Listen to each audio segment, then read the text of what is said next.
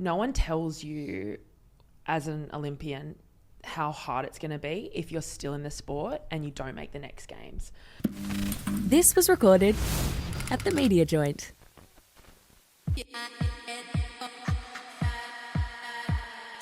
That is so rogue. Boy, that's a bit rogue. Is it even that rogue?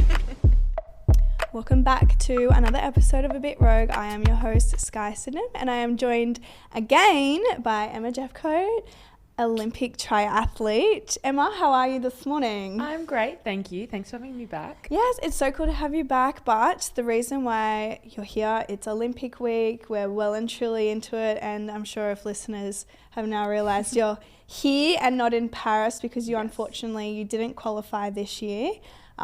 She's still a baddie though, so that's fine. So we're now going to just talk about all things Olympic and life right now. Perfect. So the first thing I wanted to kind of touch on is obviously the ceremony was like the other day. Yeah. And there's a lot of backlash at the moment. I think what I saw on my, like who I follow, people are saying that it's inappropriate and it's like bashing religion and just taking the piss. My thoughts on it is like, my country is my country and how they want to do the opening is how we would do it. But if how another country wants to do it and how they express their creativity, then that's on them. But I just wanted to know your thoughts. Yeah, I think the opening ceremony is like a spectacle. Yeah. And it's not, it's a parade of the athletes that are about to be on show, but it's, I guess, a chance for a country to put itself and its talent on show, not just sporting, but artistic, singers, dancers, art, expression. So I think, yeah, as you said, every country's going to have a different way of expressing that. Might not necessarily be to my taste, but I think on a whole, the Paris opening ceremony, it's the first time it's ever been on a river and not in a closed stadium. So I think they did an awesome job in pulling that off down the Seine.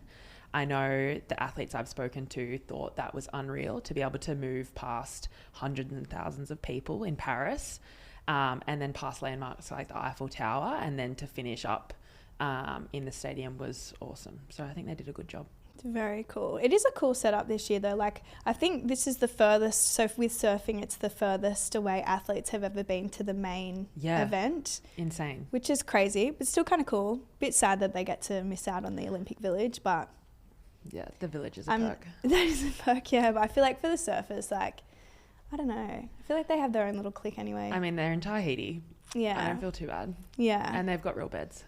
Oh, do they? Yeah.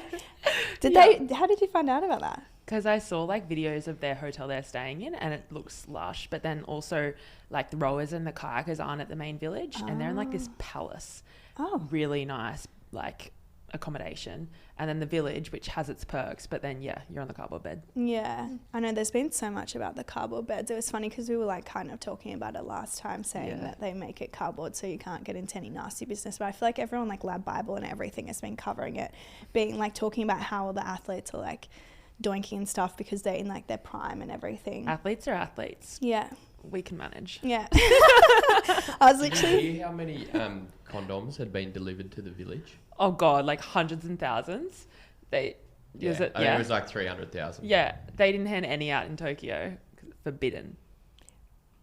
Apparently they're in like, you got the Olympic rings on them too. Shut up. Shut up. If Harry Garside's listening, can he please bring back some? Not for us to use, but like, you know, just souvenir. Handful. I was actually thinking about him. I was just like, you know what? He's such a like, he's lightweight boxer. He wouldn't have any issues on cardboard box. No. I don't think any of them would. That's kind of the Maybe if you're a basketballer, but I'm pretty sure the basketball like top dogs aren't staying in the village. Surely They're not. very well looked after. Yeah. Interesting. What are your thoughts on the skirt? Oh, I was having this conversation with someone the other day. Do you know what? For nostalgia vibes, it reminds me of like growing up primary school when you had the zip around skirt. Yes. Or like netball skirt. Yeah. Kind of rate it. Little girl kind of vibes. But then... It's so long though. It's like midi length. Too long. And also just like a bit comical. Like I was comparing it to the Tokyo uniform. I love that our opening ceremony uniform's quite professional, very slick. And you can reuse it at like formal events, corporate events. It's got a lot of, like, I've got a lot of wear out of it. I don't know if I'd be getting a lot of wear out of that skirt. It's The kind skirt, of like a one honestly, piece. I actually genuinely felt bad. Like, I saw it and I was like, wow. It's like one of those things where, yeah, you are an athlete and you have to wear something that doesn't suit you. But this one is genuinely like, there's nothing that will make that look good. It looked good on some of the older ladies that were like the officials. Yeah. I thought that was sweet. But I saw someone comment being like, oh, I really want to see Mary from Matildas. And I think, yeah, it was just a bit outdated. But, I mean, that's part of, like, similar to the opening ceremony. Every Games has a different uniform. It's honestly one of my favourite parts, like, both being an athlete, getting a uniform, and then each game seeing what the uniform looks like. And I've done some work with Sportscraft, and they work so hard on their Olympic uniform. So kudos to them, because people are going to love it or some people are going to hate it. Yeah, fair enough. Now, speaking of countries doing different things, what about Snoop Dogg holding the torch? Oh, what about Snoop Dogg walking around the village? I'm like, sorry, what? It's just weird times we live in. I don't get that. When he was part of the Olympic torch relay, I'm like, sorry, where am I missing some context here? What sport does he play? Yeah. From like Snoop to Rafa. I'm like, come on. That's, yeah, I don't know. But are they trying to claim that he's like got some French heritage? Oh, I've missed that. No, that was the only connection that I thought that there potentially could have been. No, I genuinely Snoop think Dogg. that they think Snoop Dogg is an icon and America owns Snoop Dogg. And America owns the Olympics. No. I saw him at the gymnastics watching Simone Biles. I'm just like, Oh my God. Well, speaking of America, we did actually just touch on something very briefly off air. How with the incident of Trump, you were saying that security is quite strict now for the athletes. really, really strict. So I know athletes that, like, for Australia, to leave the village, they've been told not to wear uniform. Oh. And they don't want you seen in your Olympic kit because it puts you at a, like, as a target or at a risk, sorry.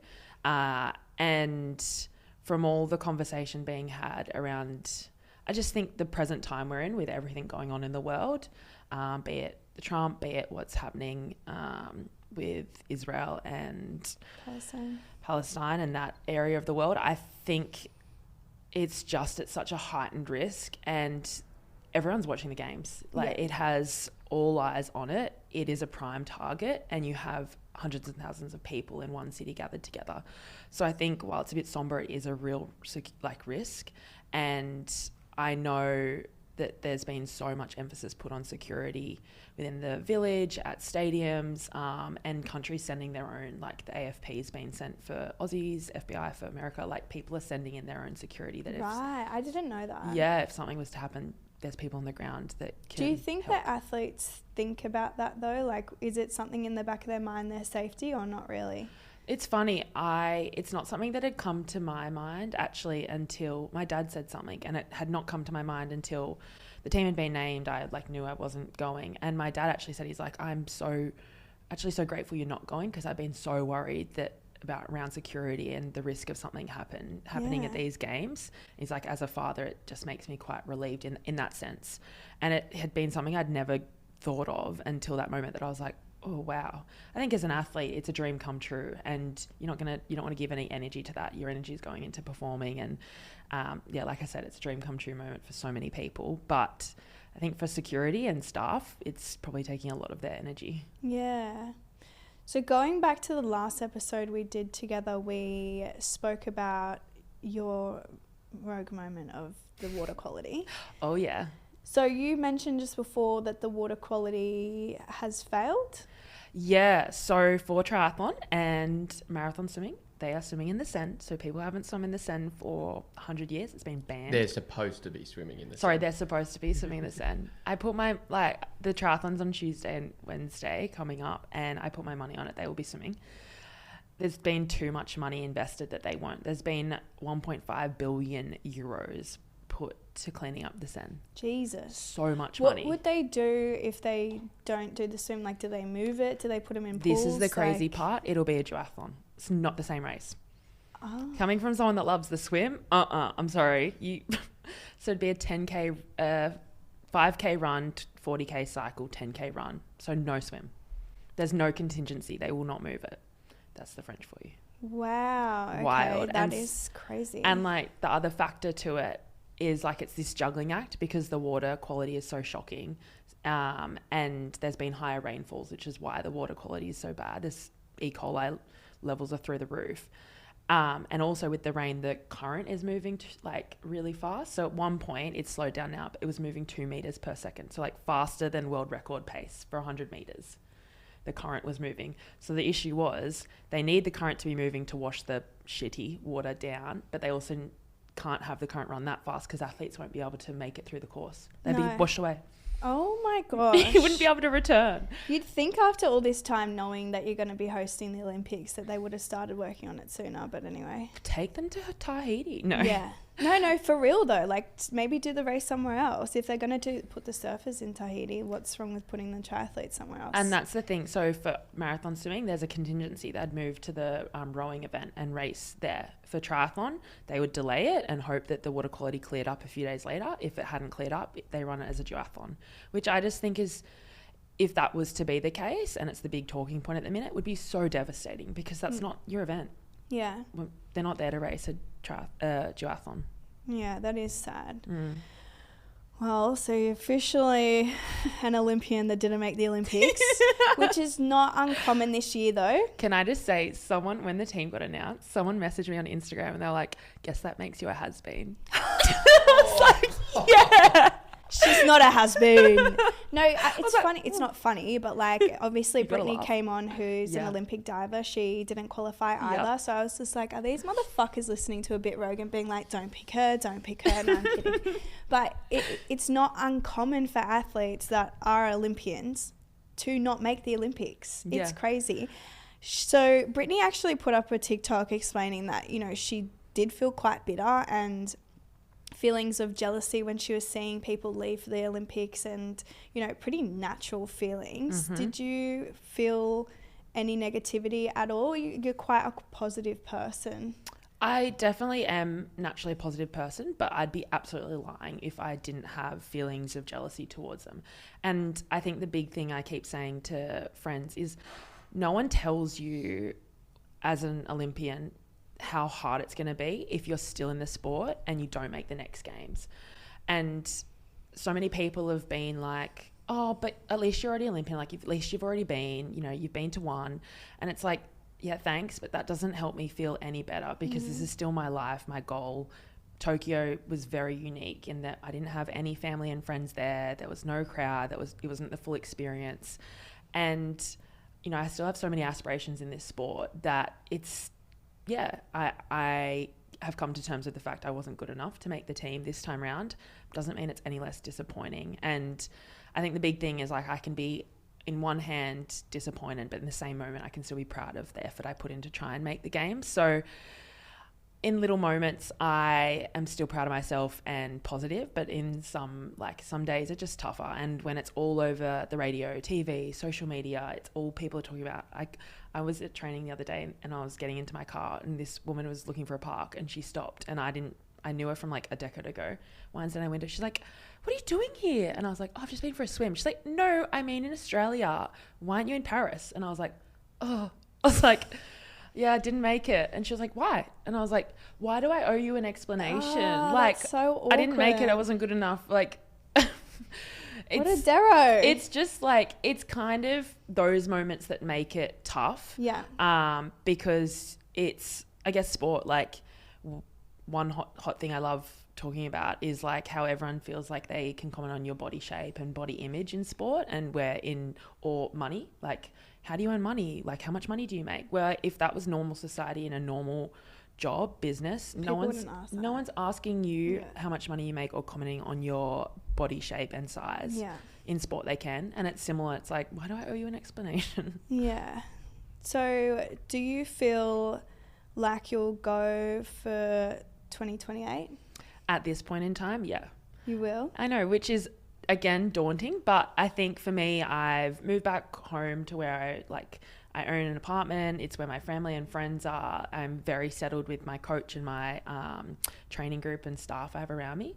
So for me, I feel like that takes the pressure off because I'm really happy and where I want to be. So I don't have regrets, I guess, investing another 4 years, because if I end up retiring earlier than LA 2028, or I go to LA 2028, or I pursue it and don't make the team, I still love what I'm doing in the sport. I get to travel the world. I still really love it, and it is still a viable job for me.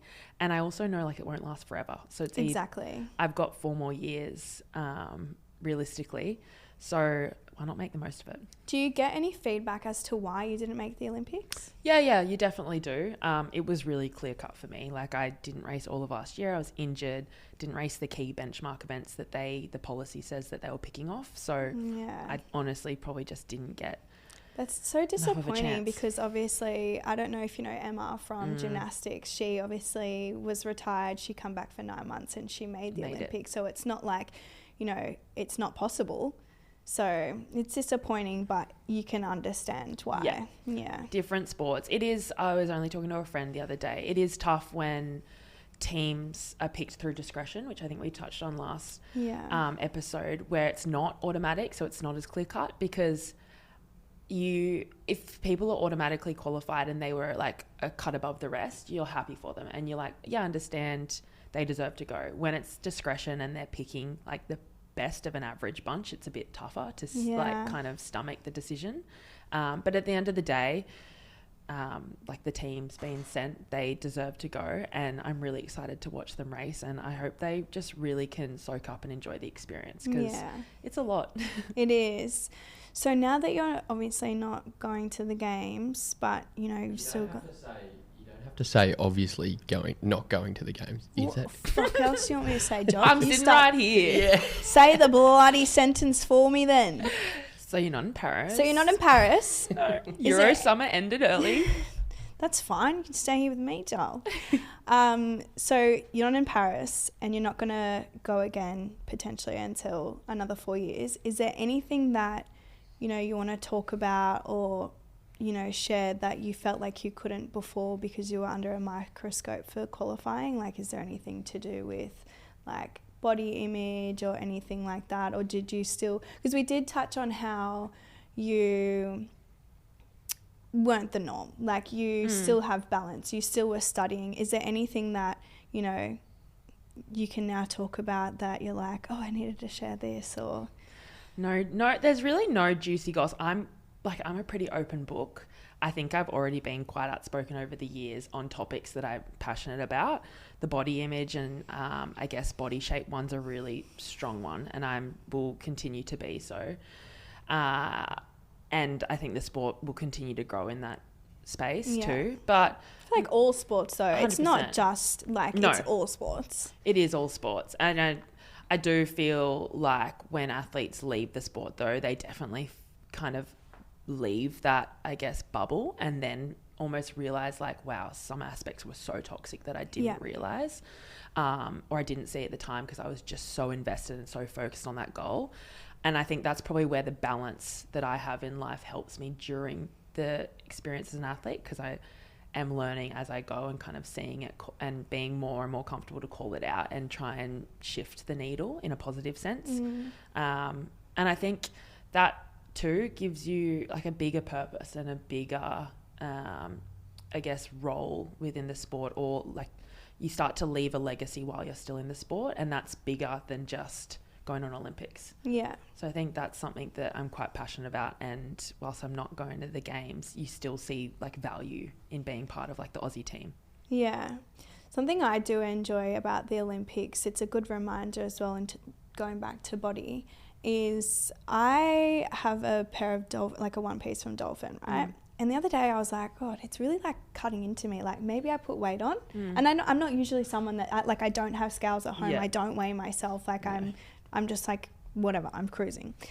And I was like, yeah, it's really cutting into me. And then I saw the Olympic individuals and the girls, like it really cuts into them. And I'm like, I love, like they're literally Olympians and they look like me. Yeah. And like, you know, Olympians, they do have cellulite. So it's really cool to see like you can be the fittest you are possibly could ever be, and you're still, at the end of the day, you're a human. And I think it's a really good reminder for girls especially that are on social media and everything, that they can see that our best of the best athletes are human. Absolutely. I remember before Tokyo, I stopped weighing myself because like I was not weighing myself. I was getting weighed as part of just like checking how training was going. We were doing like a lot of heat chamber work, so you want to monitor like how much sweat loss and et cetera, et cetera.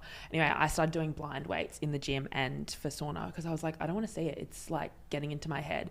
Anyway, afterwards, I actually looked at the data and I raced like 3 kilos heavier than I kind of normally would have liked to have been racing. It was like the fittest I've ever been. Yeah, wow. And you're like, if I had have known that, I probably would have been starting to subconsciously, consciously restrict more in what I'm eating and being worried about that number. It's like, it's just a number. Yeah.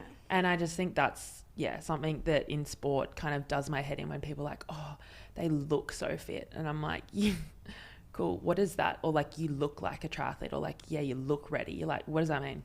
Yeah. Like, you've got no idea. That's actually something that I was going to talk about as well, but I was like, I don't know how to squeeze it in, but I might. So this is not Olympic related, but bikini showing and bodybuilding.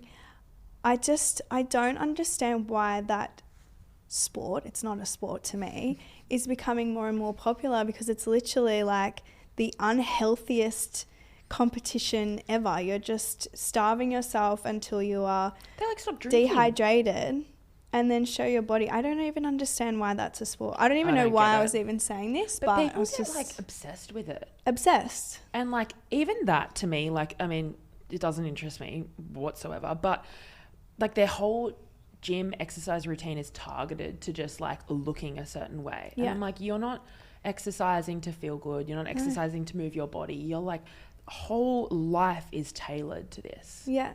And it's some people like starting their prep from 16 to 12 weeks out, and there's no balance. There's only, it's a tunnel vision, one way. I feel bad for saying this because they obviously are so dedicated and hardworking, but it's so unhealthy. Even for the men, it's so unhealthy for them. It's not attractive either. No, it's so not attractive. No. And the tan, like, I love me some good fake tan, but like, that's a bit much. And the posing. The posing. Oh my God, I can't. It's so it's interesting.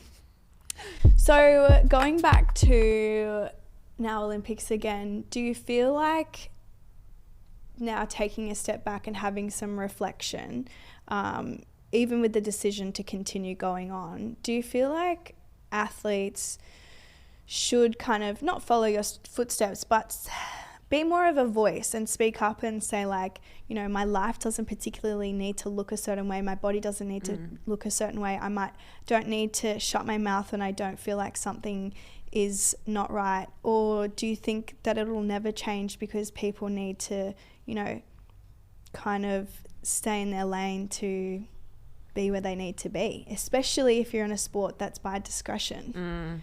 Yeah, it's a hot topic, that's for sure. I feel like personally for me, I haven't always been like this way. I've definitely grown a hell of a lot since Tokyo to now. And I guess the confidence in my own thoughts and opinions has grown, where before, like, I'm naturally such a people pleaser. Yeah. I own that.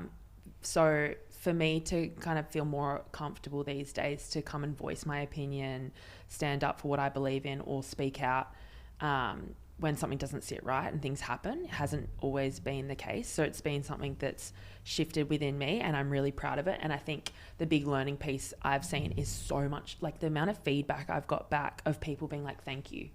And people being like, wow, like, I, you know, didn't know this side about you, or didn't see this side, but this is actually what I love most about you, is like that you're real and relatable and it's authentic. And I was like, wow, like, I think before I got so caught up in just like putting out this perfect picture, and for the future rather than living in the present, and trying to like portray like the dream life and everything's like perfect and happy and nothing's wrong, versus like, you can't relate to that, and people just watch that or look at that, and it makes them feel shit about themselves.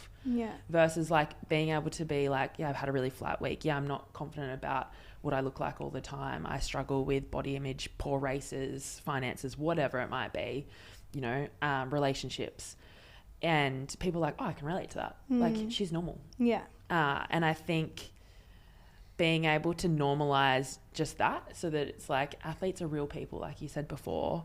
We're really determined, a little bit crazy, but we are just real people, and we struggle with real issues that I think sometimes people don't realize. I remember having this conversation with my sister once, like classic little sister, loves to pick on me. And one day I just like completely lost it and just broke down. And I was like, I think you think I'm this really confident, untouchable person because maybe in your eyes I've done X, Y, and Z. Not the case. Like, I've still got so many insecurities and things that I'm working on. So it's like, I'm just like anyone else, that I still need people like to support me and be in my corner and like help boost me up a little bit, because athletes still have days where we don't feel our best, don't have the confidence that some people might think we always do have in ourselves. So yeah, I think that's something that just normalizing that conversation, and I guess allowing athletes to just be more open about the real issues that they face day to day is so helpful, because it just makes it less lonely. Yeah, I love that. So what's life looked like since knowing that you weren't going to Paris this year? Because you were recently away. Yeah, so I was in Europe racing. We found out when we were in Europe who was in the team. Found out I wasn't going, not in the team, and there's no triathlon racing other than the Olympics for like 6 to 8 weeks. Okay. Big gap. So I could either stay over in Europe and train, or I could come home. And for me, I'm such a homebody. I really love, as we've said, love the balance. So I was like, book me a ticket home. Yeah. Not cheap, but worth it. So I finished, like I did a block of racing in Europe. Because you raced after the qualifiers came out. Yeah. So we still have like a World Series we race on, and that doesn't stop. Even like if you're not going, you still race that. And did you feel like you could even give 110% when you're in that kind of mindset? Do you know what? Having not made the team, it almost takes the pressure off, where you're like, I have nothing to lose. Like literally nothing to lose. And, I'm in Europe, I'm in the Austrian Alps training, and I've got races coming up. I'm healthy, like sweet. Go out and have a few more beers than I maybe otherwise would have. And then I was like, nah, get me home, get me back to like family, friends, catching up with people. Like, I'm 29, turning 30, like heaps of people having 30th, just being able to like do normal stuff, even albeit winter. And then I go back to Europe and keep racing from the start of September. So I'll be back over there September, October, racing in Czech Republic, Spain, Italy, and Morocco. Yeah, awesome. Yeah. So life continues on. It's 100%. Not really any different. You know what? It kind of, not saying that it's a huge blessing, but it's like that brown toast theory, right? And it's like, if you forget your keys, you run back inside, and then, you could have avoided being in a car accident that day. It's kind of like for you, because you mentioned last episode, like if you went to the Olympics and got injured, you could have been injured for a few months and not made money post Olympics, right? Yeah. So it's kind of like, show goes on, you're still going to be, bringing in the money. The only thing is you're just not going to be in Paris. And that's it. Like, I do a lot of talking at schools and corporate stuff. So at the minute, everyone wants an Olympian to come in and chat. So it's like, hot property dump. Make lemonade. Yeah, awesome. Love to hear it. Well, I don't know if you want to, because I didn't tell you to, but I was going to say we could talk more about some rogue moments that you have banked in your brain. One. Yep. Okay, perfect. Let's go. So I went to dinner with the girls on Friday night. I was like, guys, I'm going back on a bit rogue. Help me with a rogue moment. Lucky, was feeling all right that day, because I absolutely got slammed. And they were like, oh, what about this? What about this? I was like, fuck. Anyway, so they reminded me of a good rogue moment. Not recent, but it's still good. So I was like, oh, yeah, I'll bring that to the table.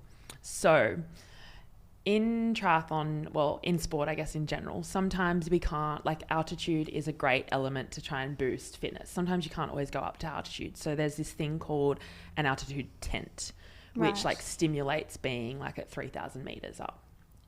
So what it is this kind of tent like you can put it inside, or you got to be outdoors? No, so this is like a tent that you put over your bed. So within your bedroom, over the bed. So before Tokyo Games, I was spending like months in this altitude tent trying to get those gains. Now, funny thing is, if you're in an altitude tent, the amount of oxygen in that is a lot less. So if you were to put another person... Shut the fuck up. in the altitude tent and be doing physical activity, the amount of oxygen's completely reduced. Not advisable. So anyway, I forgot to get, the rundown from the staff before getting in there that FYI, if you're going to be sharing the altitude tent with someone, if you're going to be, doing some activity in there, you need to dial that shit down so that there's more oxygen available to the two of you. No, I didn't get that memo. So sharing an altitude tent with two people, wondering why we were completely breathless with a headache. Wait, so is there 3 people in there? Or 2 people. Yeah, okay. All right, keep going. Wondering why we're completely breathless. And the whole thing's like filling up with condensation. And then I was like, I'm really short of breath. And I was like, holy shit. Like, 'cause obviously then like spent the night and I was like, I'm still short of breath. Anyway, and then it was like the running funny story of like, if there's 2 people in the tent, Emma, half the amount of altitude that you're at. No, I need you to explain to me how you get a guy in a tent that's over your head. Like, what do you do? Yeah, I guess that should have been part of the story too. FYI, I had to pre-warn, being like, so we're going to be in a tent.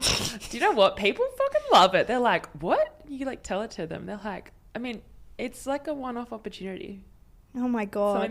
What, to be in a tent or with an Olympian? To be in an altitude tent. So it's going to be me, you, in my room, in a tent, and you won't be able to breathe. I'm going to have to send you a photo. It's that funny. Oh my God, please send a photo so we can put it on the video. I'll have to so that people get an idea of what I'm talking about. I just thought you were going to say like they accidentally passed away or had a seizure from no oxygen. Like, pretty short of breath. But that's like, apparently people have done that where it's like they go to sleep and then like their partner's like unconscious.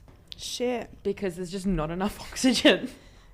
Well, that's another meaning to a cradle snatcher because you're literally like popping them in there.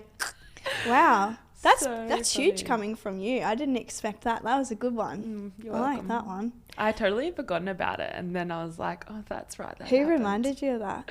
Carla. I'm sure she did. I was like, in my head, I was like, surely Carla would remember that. She doesn't let me live shit down. My favourite bit, game time. I got so stitched up last Yeah, time. this isn't a prank this time. Okay. Because I was like, what's the point? She's going to know. So because, you've got the next, let's say 6 to 8 weeks. Yeah.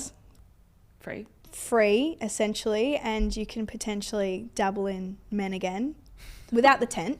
Yeah. Or with the tent. Or with the tent. But just a warning, like if you go back to if you go back to Emma's house, you might be short of breath. So I thought we'd play Romance with Emma. Oh, okay. Smash or pass. Okay. So the first one has also been an Olympian, but he's an influencer now. Ooh. Smash.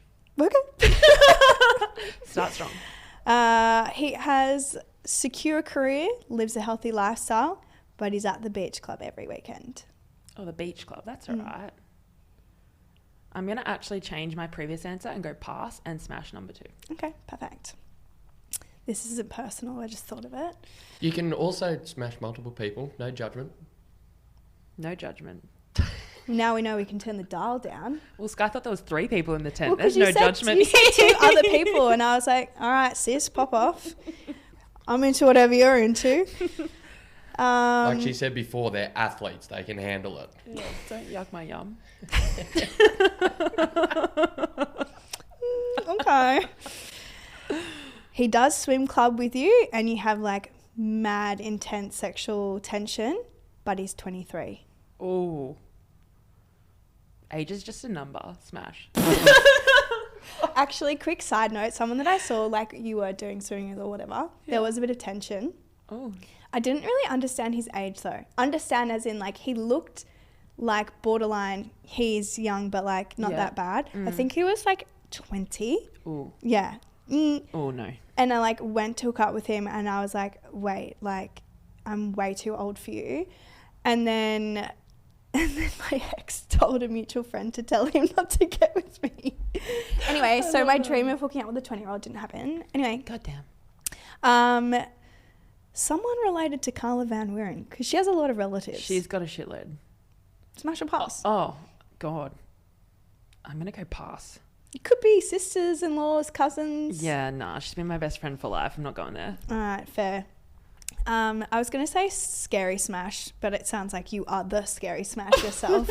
But that was good. Yeah, no, I enjoyed that. Yeah. I was like, is this real or is this fake? Got any rogue moments from Athlete Village?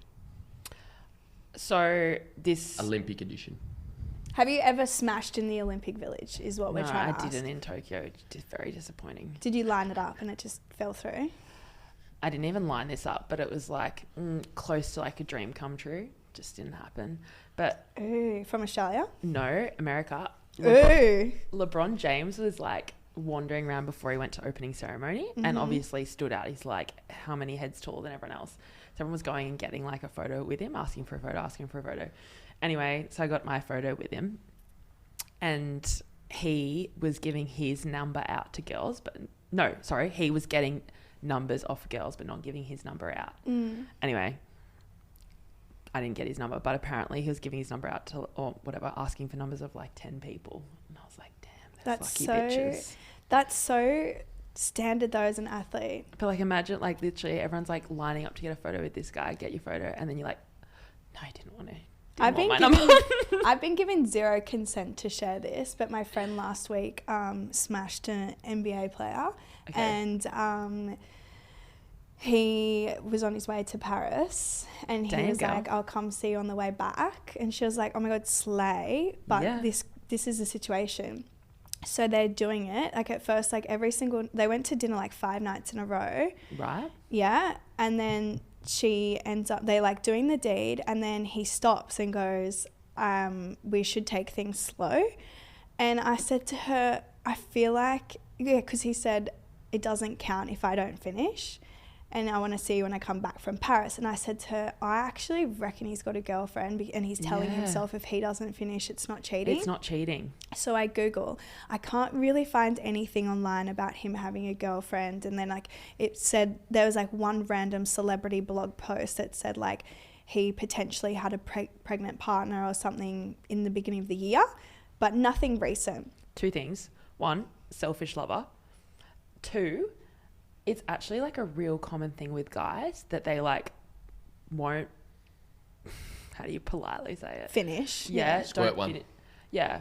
Won't finish or knock one off prior to like competing, racing for a while. So their like testosterone builds up. Yeah. And they like, won't do it. And then after racing, it's like, free game. Yeah, we got told to do that when we were rowing. Yeah, apparently it's like a real thing. Yeah. And like that for the girls. Like pretty much we actually then looked into it a bit more and True, false? were nothing conclusive, really. How embarrassing though if you had all that built up semen in you and you just like saw a girl and you accidentally wet yourself. After the game. Cross the finish line and it's just like a... What about like you're in the village and then you find a girl and you're like, last 5 seconds, sorry. Well, going back to this Then you got NBA. to go in the bloody altitude tent. Hey, Restrict it. that's for performance gain. But guys, going back to this NBA player, fucking, I didn't get to finish. I text this guy who owns a huge NBA like publication, and I'm like, hey, does such and such have a partner? And he was like, yes. So confirmed, he was not finishing because it's not cheating because he didn't finish, even though they went to dinner 5 nights in a row and they were hooking up. That's and, more like, intimate. That's where I get like baffled when people are like, oh, we didn't have sex, but we did everything else. I'm like, that stuff's more intimate than the sex. Do you know what I learnt on Friday? What? Christian sex. What is it? It's In just the butthole. anal. I didn't know. Jesus would be proud. There's a whole I'm song sorry, for actually, it. There's a whole song. Hang on. that is cooked because that's exactly what the fathers and priests have been doing for years to little boys. So I was at the farmers markets and my friend goes, oh, I just ran into this guy. He's now married with 4 kids. He used to go to the same Christian school as me and he used to have Christian sex with all the girls. It's so surprising that he has 4 kids now. And I was like, what's Christian sex? Oh my God. Yeah. Wow. Yeah. The things you learn. Things you learn. Father. This is like boys' school, boarding school Is there jock. anything you need to tell us? Are you okay? All my life I've been good, do what my mom and dad and God say I should, giving me holes to choose from, and since I'm not a godless whore, they'll have to come in the back door. Therefore, fuck me in the ass, cause I love Jesus. The good Lord would want it that way. way. Give me We that didn't sing sweet this in chapel. sensation of a throbbing Neither. rationalization. It's just between you and me. 'Cause everyone knows it's the sex that God can't see. Oh, God. you're a freak. I know. You know why he's a freak? Because he loves it so much. Yeah. Oh, ease up. I'm not going to, because I know he probably found that in like year 5 and he still is like frothing that he has that. No, one of my clients showed it to me. Recently? Oh, like a year or so ago. Oh, okay. Fair enough. Makes Weird sense. meeting that one was. Yeah. You're Christian, Emma. No. Good values, good values. Christ our light is the school motto.